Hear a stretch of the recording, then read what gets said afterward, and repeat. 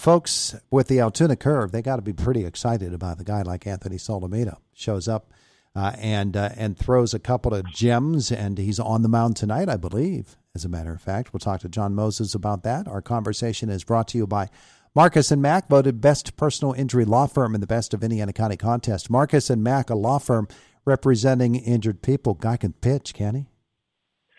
Boy, he sure can. It's a little bit of an interesting delivery because he's got this long arm swing. He's got, sort of a tall 6'4" frame. For those tall guys, it can be hard to keep all those long levers on time. But, Solometo at 20 years old is showing that he's got the goods. I mean, he's throwing a lot of strikes with his fastball. He's got a good changeup, slider as well. He's a guy who I think got here a little bit sooner than the Pirates were expecting, and that's one of those good problems to have.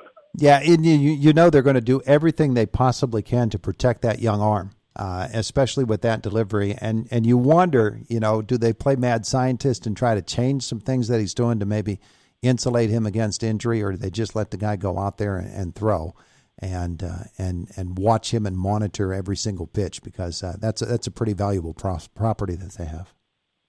It totally is, and I don't expect that they'll make any drastic changes to his delivery. There might be little tweaks here and there to make sure that everything stays on time with his delivery, but I wouldn't be surprised if there's an innings limit that exists for Anthony. I mean, he's only 20 years old. You don't want to push him too far, and he threw about 65 innings last year, so.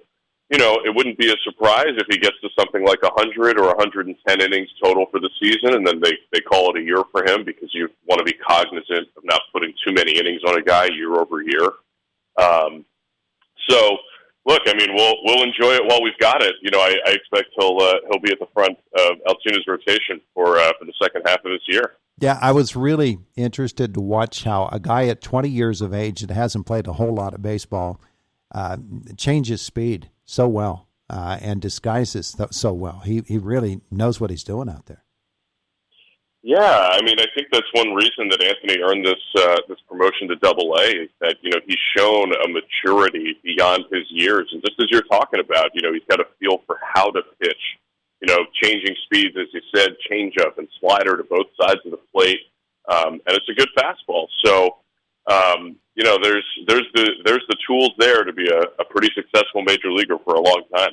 Yeah, so we'll see him tonight for Altoona, and then the rest of the weekend. This series hasn't gone the way that we would wish that it had. Neither did the Bowie series when you come right down to it. But the Curve is beginning the second half of the season, chance to do something. They've got some pretty good ball players. It's really going to be interesting to watch how this roster changes as the second half of the season comes on.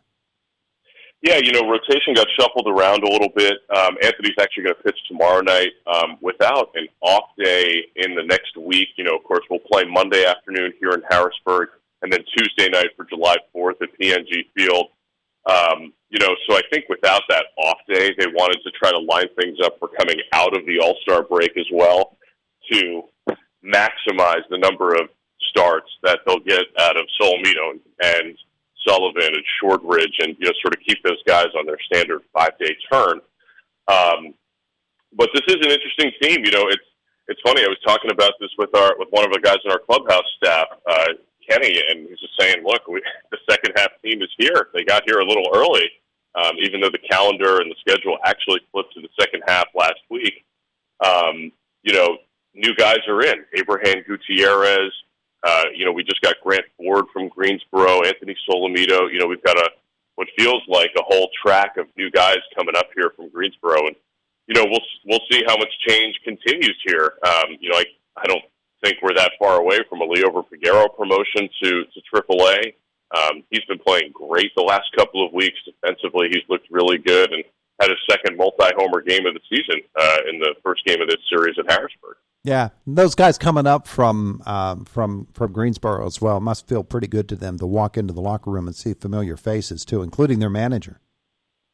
That's right. A lot of these guys, had an opportunity to work with Calix Crabb last year at Greensboro, and there's a lot of familiarity across the clubhouse. There's just familiar faces, but, you talk to some of the players, particularly pitchers, when they come to Altoona and then they look around the ballpark for the first time, they're saying to themselves how thankful they are to be out of Greensboro, because that is such a hitter-friendly environment at the Pirates High A affiliate in Greensboro. I was talking to Braxton Ashcraft, one of the new starting pitchers the Curve got about 2 weeks ago now, and Ashcraft said literally that his first thought when he walked into this ballpark was how thankful he was to be out of Greensboro, because at that ballpark in Greensboro, it's like 290 or 300 down the foul line. So, a lot of fly balls that seem sort of standard end up as home runs down there. So, guys feel like they can just pitch normally here and not have to worry about the environment that they're pitching in anymore. So, looking forward to what the second half has in store for the Curve. Well, he's kind of fragile, but Ashcraft is a really, really intriguing prospect, isn't he? The guy can throw the baseball. He just hasn't had the opportunity to stand on a mound very often. Well, yeah. So, Ashcraft was a pick out of high school in 2018. Pitched a little bit in the complex that year, short season ball in 2019, and was probably slated to go and pitch for a full season affiliate in 2020. And he ends up at Greensboro at High A in 2021, and then after 10 starts, tears his UCL and needs Tommy John surgery. And at that stage of the year, he had his surgery the first week in August. It's pretty much a 2-year injury where he was going to miss all of 2022 and the rest of that 21 season. So he's very happy to be back on the mound consistently now. But I will say that he's got the goods. Really good curveball, really good slider, fastball 94 to 98 miles an hour, and he's got a very good changeup as well. So, this is another pretty intriguing arm for the Pirates, and he's limited to something like 3 or 4 innings per outing right now as he sort of rebuilds his pitch count and inning count after the Tommy John surgery.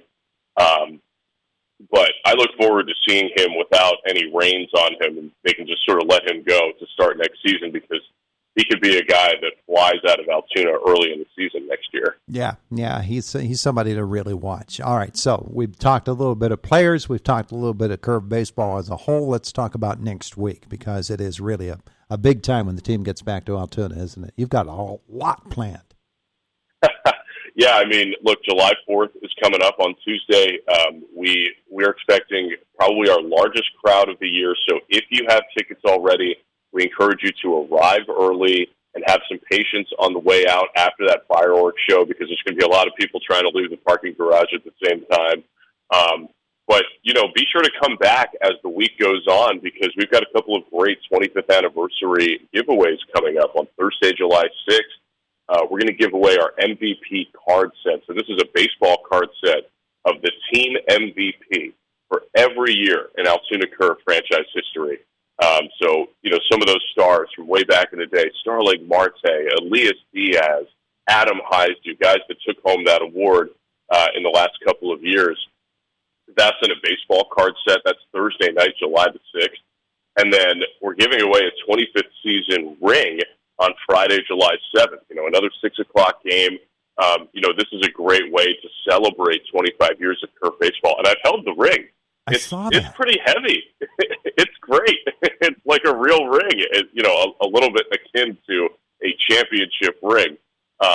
So definitely arrive early for that as well, Friday night. And then Saturday we'll have post-game fireworks again. And then Sunday we'll wrap up sort of the unofficial first half going into the All-Star break with a 1 o'clock first pitch. A great day to bring some kids out to the game on Sunday, July 9th. I saw that ring, man. That really does look like an authentic championship ring. That's no Cracker Jack deal. It is not true. No, it is a real ring. It's pretty heavy, and I think they're all sized for a 12. So if you've got a bigger finger, that probably fits better for you. There you go. Really, they're sized that big? I think they are. All right. Well, eat a few more Curve burgers, and maybe you'll fill it out. Sounds like a great idea. Jon, thanks so much for the visit today. We appreciate it. And have a great holiday weekend. Thank you. You too, my friend. We'll see you. It is the voice of Indiana County. It's WCCS 101.1 FM, AM 1160, and WCCSradio.com.